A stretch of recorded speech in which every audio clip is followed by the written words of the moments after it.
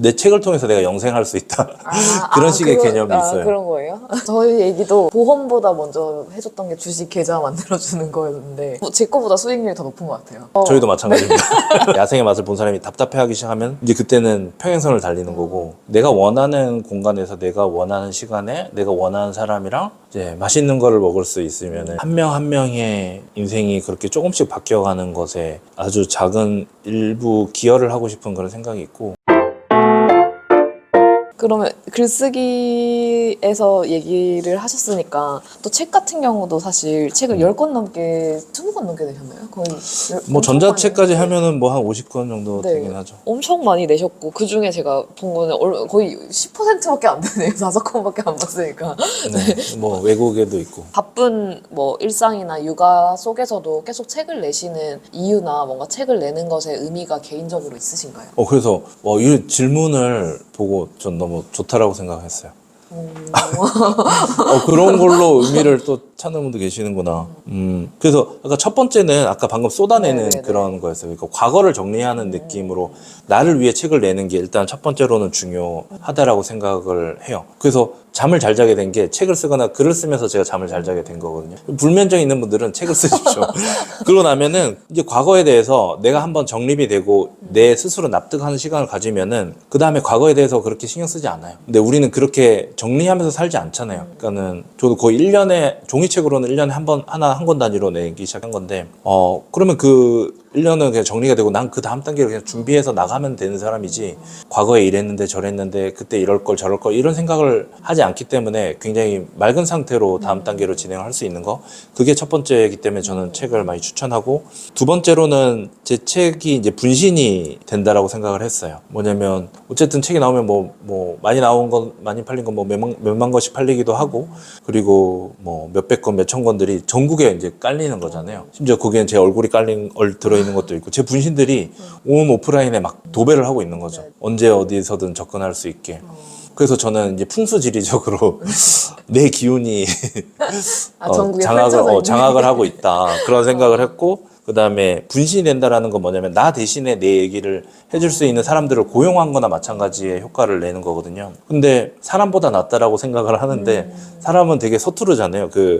직원을 고용해가지고 가르쳐야 될 시간이 많이 필요한데, 책은 제가 그런 걸 다 염두에 두고 굉장히 세련되게 그 사람 독자 입장에서 보기 굉장히 수월하게 하는 법들을 계속 발전시켜 왔고, 그리고 책이 좋다라고 생각하는 거는 이제 유일한 도구가 됐어요. 책은 종이책은 어떤 거냐면은 유일하게 딴짓을 하면서 할 수 없는 유일한 도구예요. 책이. 한번 생각해 보세요. 텔레비전 보면서도 우리 핸드폰 하고 모든 것에 사람들은 집중하지 못해요. 오직 종이책 볼 때만 사람들은 딴짓을 못해요. 신기하죠? 그 말은 무슨 말이냐면은, 왜냐면 친구끼리 얘기할 때도 서로 카톡 핸드폰 보면서 얘기하죠. 근데 책 보면서는 얘기 못 하잖아요.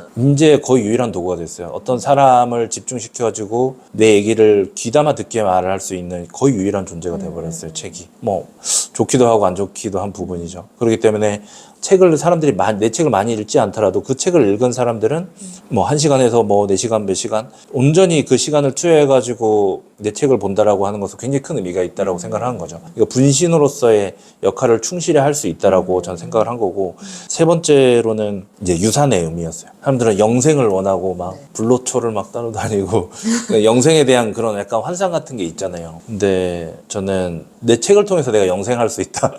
그런 식의 개념이 있어요. 그런 거예요? 근데 이게 뭐 평생 동안, 그러니까 뭐 언제까지 계속 이 책이 살아남을 거다 이런 개념보다는 내 다음 세대까지만이라도 상관이 없는 거예요. 왜냐면 지금 아이들이 어리니까. 6살, 10살인데 어떤 일이 벌어질지 모르는 거고. 근데 딱 10권까지 이렇게 쫙 풀어내오면서 요 정도를 나중에 아이들이 커가지고 아빠의 이런 이력을 알고 이런 식의 삶의 방식, 그러니까 제도권에서 벗어나서 사는 방식이거든요. 그럼 제도권이 잘 맞으면 제도권 안에서 살면 되는 거고, 근데 벗어나려고 했을 때는 아빠의 길을 쫙 있으니까는 아빠가 설령 없다 하더라도 그 책을 가지고 아이들은 내 유산을 바탕으로 제 얘기를 듣는 것처럼 해가지고 살아갈 수 있으니까는 마음이 엄청 편해지는 거예요. 아내한테 얘기했어요. 야, 나 되게 죽음에 대해서 그래서 죽음에 대한 걱정을 많이 하는 내용들이 이제 책들에 제가 되게 많이 나와요. 예전에 죽기 직전까지 갔던 그런 경험들을 막 큰 수술도 하고 하면서 죽음에 대한 공포가 항상 있었고 그 죽음을 어떻게 극복할 수 있을까가 제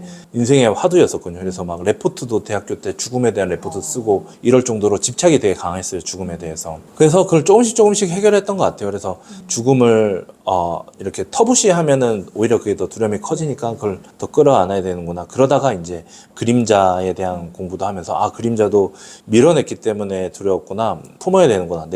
내면 아이라든가 불편한 것들에 대해서 그냥 그런 식으로 연결할 정도로 죽음이 저의 되게 화두였는데 이제 가정을 이렇게 이루고 나서 아이들을 키우면서 그거에 대한 불안감이 있었는데 책을 통해 가지고 그런 불안감이 좀 해소가 됐었고 근데 하나 더 있자면은 아내한테 사업을 이렇게 같이 빌드업을 하면서 아내가 스스로 경영자로서 커가는 모습을 보면서 그리고 뭐 1억 매출씩 이렇게 연애 스스로 내는 걸 보면서 아내한테 그때 했던 얘기가 있었던 게 나 죽어도 괜찮을 수도 있겠다는 생각이 들었다고 이제 그런 말이었죠. 뭐냐면 과거에 남자가 이렇게 사업하다가 망했을 때 그 빚과 뭐 어떤 양육에 대해서 뭔가 망가지는 케이스들을 많이 봤었고 제 주변에도 그런 식으로 가정이 망가져서 제가 막 케어하는 그런 가정도 있기도 하고 근데 아내가 뭐 누가 먼저 갈지는 모르겠는데 근데 아내가 스스로 그거를 혼자서 그걸 하는 거를 보고 직장만 다니다가 그런 식으로 막 의사결정하고 이제 세일즈하고 이런 것들을 보면서 안심이 되더라고요. 내가 보험 가입으로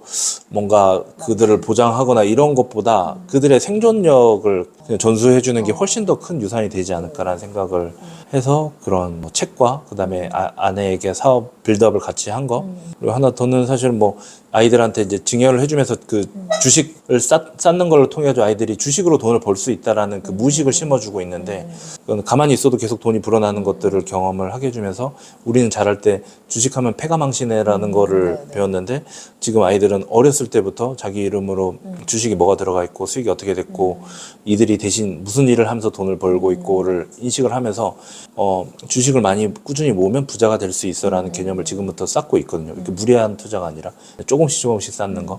그래서 저는 이거를 전수해줬기 때문에 마음이 좀 편안한 그런 느낌을 들어서 내가 지금 하나씩 어떤 죽음을 극복해가는 그런 루트를 가고 있는 것 같다라는 생각을 하게 됐고 그 중에 하나가 책이었죠. 너무 말이 길었죠? 아니요.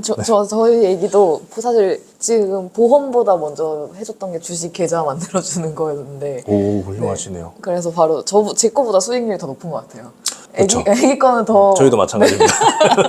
건드리면 안 돼. 장기적으로 보고 있고 막 이러다 보니까 더 이제 심혈을 기울여서 고르게 되고 종목 자체도 그렇죠. 그래서 네 아기게 더 높더라고요. 몇 달 안 돼. 태어난 지도 몇 달 안 됐고 계좌를 만든 지도 몇 달 안 대단하시네요. 됐지만 네 그렇습니다. 훌륭하시네요. 주변에 좋은 멘토가 있으신가 봐요. 아니요. 그냥 작가님이 아니니까. 그래. 여기 그런 내용이 있기는. 네네네. 아들아 명심하거라 해도. 맞아요. 그리고 최근에 내신 책이 오늘도 함께 크고 있습니다라는 책인데 이 책에서도 이제 아내분의 그 사업을 빌드업하는 얘기가 조금 나오더라고요. 네네. 근데 저희도 제가 되게 공감하면서 봤던 이유가 저희도 지금 아이를 출산한 지 얼마 안 된 상태에서 저랑 남편도 이제 조금 야생으로 나올 준비를 하고 있는 상황인데 이제 그 아내분도 첫 아이를 출산하시고 나서 이제 회사를 그만두고 사업을 시작하신 걸로 보이더라고요. 근데 저희는 이 상황 지금 과정 속에 있다 보니까 뭔가 진짜 그래도 되나? 막 불안감도 있고 이렇게 나와서 진짜 살 수 있을까? 라는 생각도 들고 조금 그게 약간 좀 불신이었다가 확신으로 조금 변해가는 과정에 있는데 그런 과정들을 겪으셨을 거잖아요, 이미. 그렇죠. 네. 네네. 그리고 뭔가 그럼 이 정도 하면은 1년 동안은 뭐 해보자라고 했다거나 뭔가 그런 기준들도 있었을 것 같아요. 그 회사를 그만두고 사업으로 넘어가는 두 분의 기준이 있었을 것 같은데 그런 거를 좀 공유해 주시면은 저 개인적으로도 도움이 되지 않을까. 뭐 그런 기준들도 있었던 것 같고 처음에 근데 제일 어려웠던 거는 아내가 이제 안정적인 직장에서 좀 오래 다녔다라는 거 그리고 저는 계속 그냥 야생에서 영업직부터 시작해가지고 창업 그리고 돈 벌면은 다 돈을 다시 빼고 그래서 제로로 만들고 다음 달 다시 매출 쌓고 약간 이렇게 트레이닝의 관점으로 일부러 창업도 더 야생으로 몰았던 개념이 강했거든요. 그러니까는 완전 관점이 되게 많이 다른 거예요. 한 명은 완전 야생에 그냥 야생에서 그냥 날것으로 그냥 뜯어먹고 있는 사람이고, 저처럼 이제 그냥 예, 근데 아내는 되게 그 불안감이 당연히 클 수밖에 없죠. 근데 이런 상황에서 서로 의사 충돌이 생기기가 되게 좋은 환경인 것 같은데 그거를 일단 최대한 빨리 캐치를 하려고 했던 것 같아요. 왜냐면 그렇게 되면은 서로 그냥 싸우다가 서로 설득하다가 싸우다가 끝나겠구나라는 것을 뭐 빠르게 캐치를 했던 것 같아요. 그 특성은 그냥 제가 책도 쓰고 계속 그런 명상을 하면서 서로가 그렇게 보려고 노력을 했던 과정 중에 빨리 캐치를 하게 됐던 것 같고 그래서 보통 이런 상황에서 생기는 문제들이 뭐냐면 한 명이 약간 야생으로 먼저 가거나 날 것을 먼저 맛을 본 사람들 뭐 1인 기업으로 간 사람들 혹은 그런 사람들이 나머지 배우자를 되게 답답해하는 경우가 있어요. 그게 이제 엄청 큰 문제 출발이에요. 왜냐면 답답해하기 시작하면 상대방은 이제 저항하고 반항하거든요. 왜냐면은 무시당하기 시작하는데 그것에 대해서 귀 기울여서 들어주는 사람은 없거든요. 상대방의 입장을 고려하지 않은 상태에서 내가 야 이거 너무 좋아 이거 해야 돼 뭐 이런 식으로 답답해하면서 얘기하면은 극렬한 저항에 부딪히게 되거든요. 근데 우리 부부도 그럴 수 있는 상황에 놓였었고 다른 부부들도 그런 상대적인 차이가 있다라고 생각을 해요. 그래서 제일 처음에 주의해야 될 거는 내가 먼저 답답해하기보다는 상대가 답답해하는 상황에 대해서 공감하는 것부터 출발해야 되는 것 같아요. 아내는 많이 답답해했어요. 뭐냐면 두려움 때문에 이거 해야 되는데 이거 알아봐야 되는데 알아만 보다가 멈추고 출발 못하고 다음 날 돼가지고 혹은 다음 달 돼가지고 그 다음 달 돼가지고 출발 자체를 못하는 그런 경험들.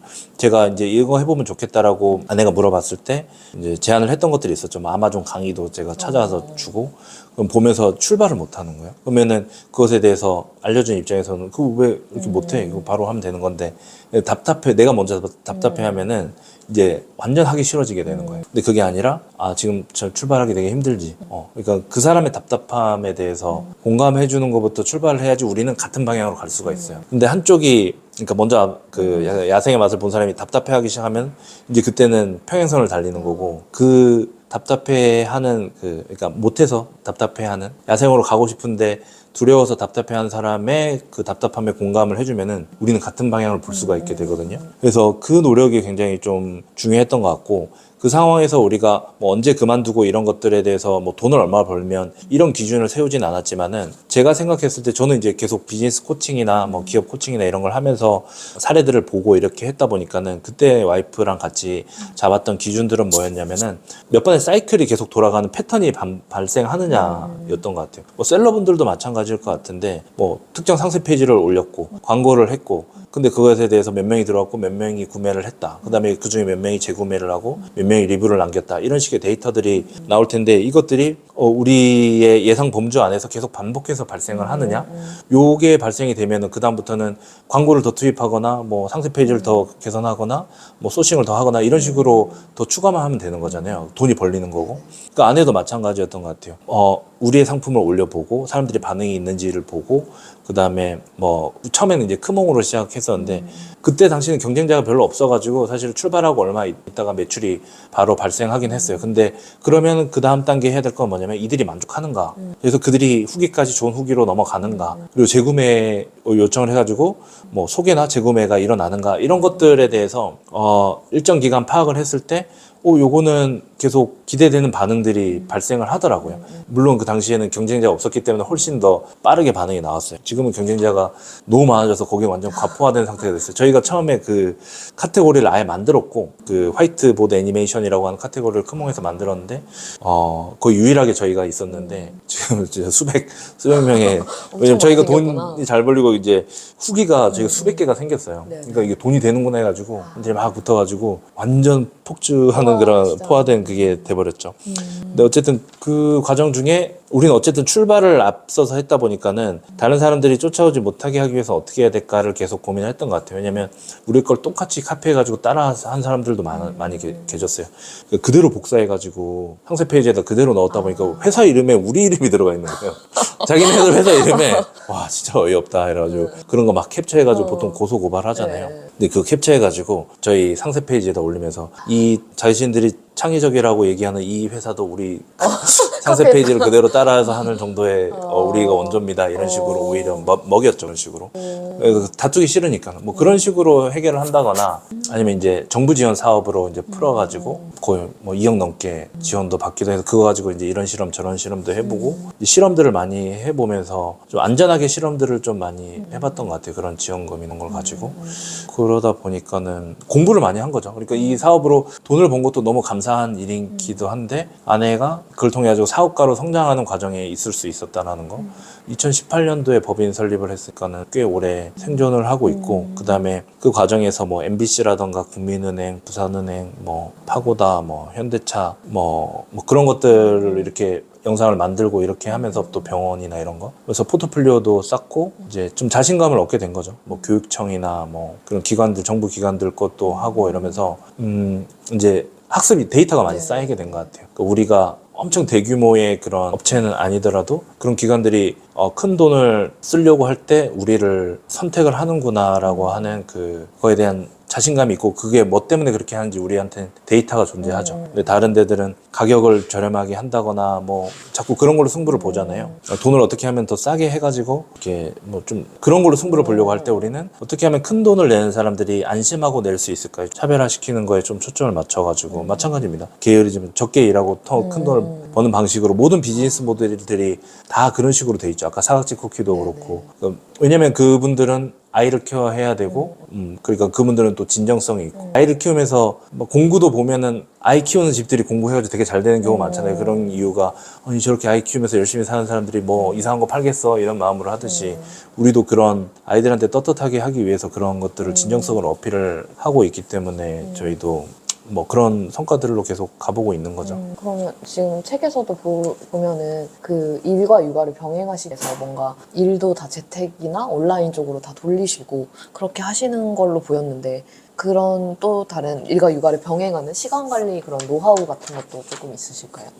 그러니까 이게 이제 시간 관리를 제가 잘 못하는 것 같은데, 그러니까 다들 시간 관리나 그런 자기 개발에 아예 시간 관리 영역이 따로 있고, 막 네네. 시간 관리 잘하는 법이 사람들의 관심사잖아요. 뭐, 물론 그걸로 기술적인 걸로 전 해결할 수 있는 부분이 충분히 많다라고 생각을 하는데, 육아에 시간을 많이 투자한다라고, 그러니까 한다라는 게 어떤 개념이냐면, 급할 때 육아에 투입될 수 있느냐가 더 중요한 부분이죠. 그러니까 우리가 항상 아기들을 항상 옆에서 보고 있는 상태는 아니거든요. 네네네. 그러니까 아이들도 아이들 자기들 놀이가 있고 뭐 해야 될 것들이 있기 때문에 그 상황에서 엄마 아빠가 계속 옆에 붙어 있는 거는 오히려 과한 거죠. 그래서 각자 일을 하되 급할 때 투입될 수 있고 급한 순간에 뭔가 뭐 같이 병원을 가거나 뭐 학교에 가서 뭘 하원을 시키거나 뭐 이런 것들을 할 수 있는 그 준비되어 있는 상태에 있을 수 있다라는 것 자체에 대해서 시간을 그 정도로 계속 뺄 수 있다라는 상황이 일단은 저한테 제가 이제 가진 그런 강점이긴 한데, 그래서 시간 관리를 엄청 충실히 하기보다는 아이랑 시간을 보낼 때 밀도 있게 보내려고 하는 노력이 더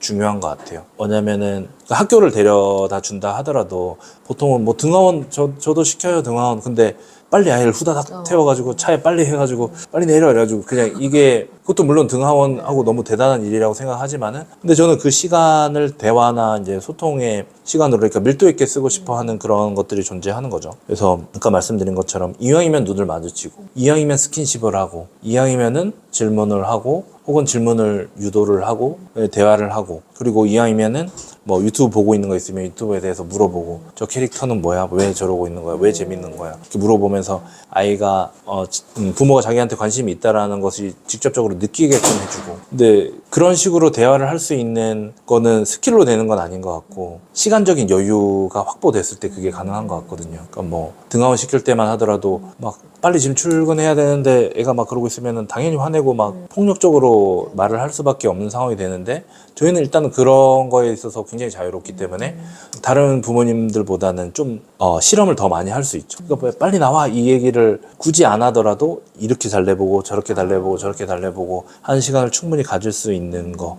근데 그래서 시간 관리가 오히려 안 하는 게 시간 관리죠. 그 시간을 좀 많이 쓰죠. 여유가 있기 때문에. 그 대신에 그 아이와의 소통을 할 때 시간에 쫓기듯이 얘기하지 않는 게 저희한테는 굉장히 큰 자산이 되고 있는 것 같아요. 그래서 어린이집 가거나 학교 가거나 이럴 때 막 다투면서 가거나 이런 기억이 거의 없어요. 근데 대부분 맨날 전쟁터라고 하는 얘기를 많이 듣거든요. 네네네. 근데 그거는 시간에 쫓기기 때문에 그렇다라고 저는 생각을 해요. 쫓기지 않으면 여러 가지 실험을 할 수 있다고 생각하고 저희는 그런 실험을 바탕으로 축적된 것들이 있다 보니까 그 시간들이 조금씩 줄어들면서 이제 노하우가 생기는 거죠. 그런 것들을 가지고 책을 쓰기도 하는 거고. 그래서 시간 관리는 충분히 그런 것에 불필요한 게 보일 수 있는 시간을 충분히 쓰고 그 다음에 그게 점점 줄여가는 그 재미를 가지고 우리는 시간 관리를 하고 있다는 느낌으로 받아들이고 있는 것 같고 아이들이 그래서 뭐 학교나 이런 거 갔을 때 저희는 충실히 일을 그때 충분히 하고요. 나머지 아이들이 왔을 때는 같이 노는 시간도 충분히 가지지만은 각자의 시간도 많이 가지고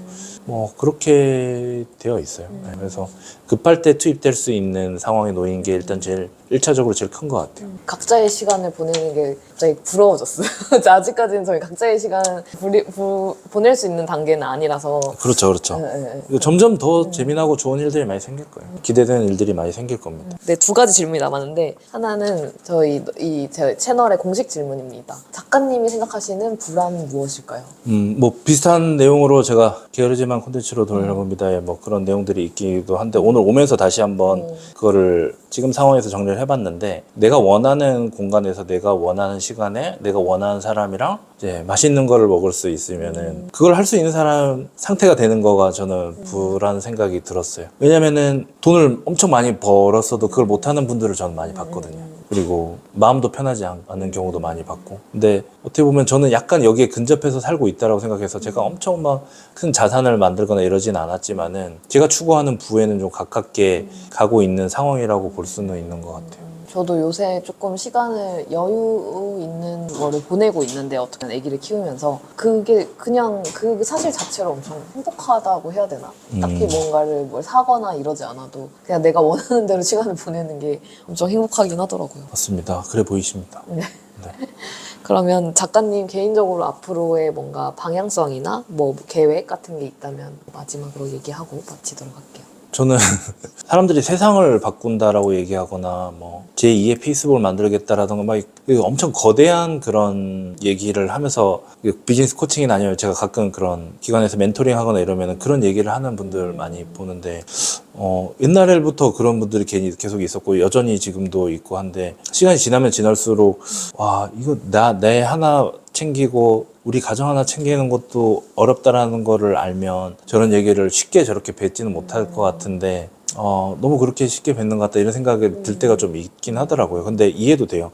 왜냐면은 저는 지금 가정에 집중하고 이렇게 하는 이유가 사실은 궁극적으로는 사회랑 국가에 좀 좋은 영향을 미치고 싶기 때문에 하는 거긴 하거든요. 왜냐면은 어쨌든 우리 아이들이 자라서 살아야 될 공간이고 국가고 그런데 지금 분위기나 문화나 이런 것 자체가 서로 약간 내 편 아니면 적으로 이제 가르는 그런 문화들도 존재하는 것 같고, 그 다음에 어떤 가정을 꾸리거나 혹은 육아를 하기에 그렇게 막 좋은 환경이라고 생각이 들지는 않아요. 그게 이미 수치적으로 다 계속 드러나고 있죠. 뭐 저출산이라던가 아니면은 결혼하는 그런 비중이 계속 줄어들고 있는 상황이라던가 뭐 이혼율이 는다던가 심지어 자살률이 는다던가 그러니까 이런 수치들로 계속 나오고 있는데 그것들을 정치인들이 정치적으로 그런 것들을 해결하려고 하는 것들이 오히려 한계를 오히려 많이 만든다라는 그런 생각을 하고 있어요. 그러니까 법적으로 뭔가 이거를 이렇게 하면은 해결되고 저렇게 안 하면 해결 안 되고 이런 식으로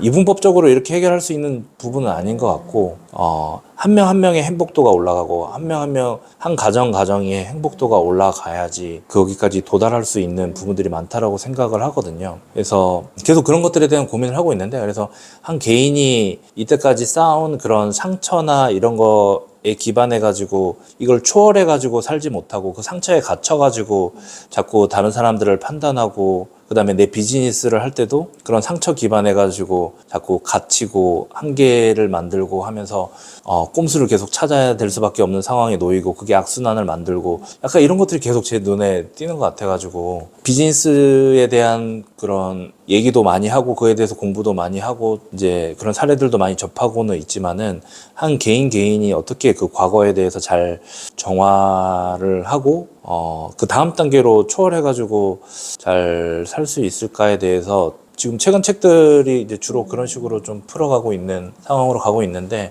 그거를 뭐 제가 막 독서 모임 같은 것도 하고 그다음에 책 쓰기 같은 것도 하고 그러면서 이거를 극복하고자 하는 사람들, 니즈가 있는 사람들이 있는데 그들한테 좀 조심스럽게 천천히 전달을 계속 해보고 싶어요. 시간이 걸리더라도.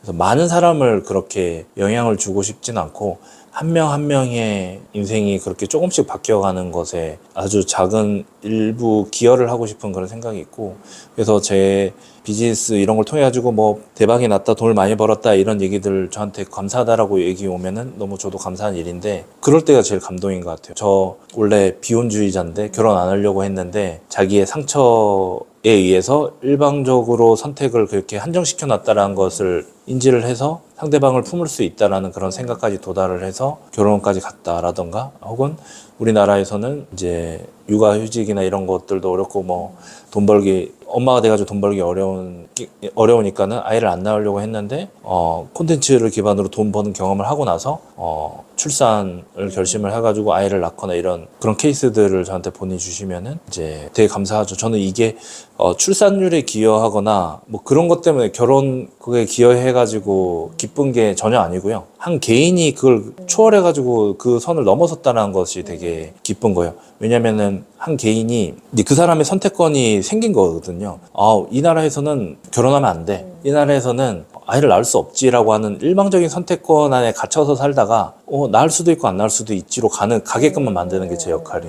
나올 수도 있고 안 나올 수도 있죠, 당연히. 근데 왜냐면 저도 그랬었거든요, 과거에. 근데 계속 그렇지 않을 수도 있다라는 하나의 힌트를 보고 그냥 붙잡고 가다가 지금은 아이를 낳고 나서 와, 아이 안 낳았으면 큰일 날 뻔했구나. 내가 진짜 인생의 반의 반도 모르고 살 뻔했다라는 생각을. 그러니까 물론 아이를 안 낳고도 더 많은 그런 걸 할 수 있지만 제 입장에서 말씀드리는 겁니다. 그래서 그때 생각했던 거는 그냥 선택안이 너무 한정적이구나. 세상이 이때까지 보여주는 그런 폭력적인 그런 부분들이 많이 보여지는 것들, 혹은 부모로부터 오는 것들은 굉장히 한정적이고 우리로 하여금 선택안을 너무 좁히는구나. 근데 그 선택안이 좁힌 것 때문에 우리는 움츠러들고 억압되다 보니까는 다른 방식으로 분노가 표출이 되고, 그게 뭐 부모에 대한 어떤 반발이라던가 사회에 대한 반발, 누구 약자에 대한 그런 반발, 이런 걸로 나오면서 잘못 표출된 것들이 이렇게 사회 질서를 어지럽히는 이런 일들도 생기는 것 같고, 그래서 계속 저의 관심은, 왜냐면 큰 사업을 하는 분들도 보면은 대표님들도 가정을 이끌고 있는 분들이 굉장히 많고, 그분들이 가정 때문에 힘들어하는 경우를 많이 보고, 그런 상담도 제가 가끔 하거든요. 그래서 작은 사업을 하든 큰 사업을 하든 그들의 가정을 잘 지키면서도 돈을 편안하게 벌 수 있는 그런 개인들이 많이 늘어날 수 있는 그런 메시지를 계속 책이랑 강의로 전파를 계속 하고 싶고, 그래서 너데이님이 이런 자리 마련해 주셔서 또 저는 이런 얘기를 또 하나 더 덧붙일 수 있는 거죠. 저희가 아기 낳았을 때도 되게 기뻐하면서 기저귀를 보내주셨던 기억이 나는데, 맞습니다. 저희도 어느 정도는 네, 이 책이나 이런 거에 영향도 받았던 것 같아요. 저희 부부도 원래 딩크였었고, 근데 이제 조금 뭐 사업이나 이런 걸 또 하고 여러 가지로 생각이 바뀌다 보니까 지금은 진짜 저도 마찬가지로 아기를 안 낳았으면 어쩔 뻔했나 싶을 정도로, 그렇죠. 오히려 아기를 낳고 나니까 아기를 낳은 것만 해도 내 역할은 다 했다 싶을 만큼 약간 그 정도의 되게 큰 존재더라고요. 그래서 맞아요. 저도 그런 세상이 되기를 바라면서 너무 오늘 좋은 말씀 해주셔서 정말 감사합니다. 이것으로 마치겠습니다. 감사합니다. 감사합니다. 뭐 인터뷰를 잘 해주시니까 뭐 아닙니다. 그렇게 된 거죠. 여기 후다닥 마치시고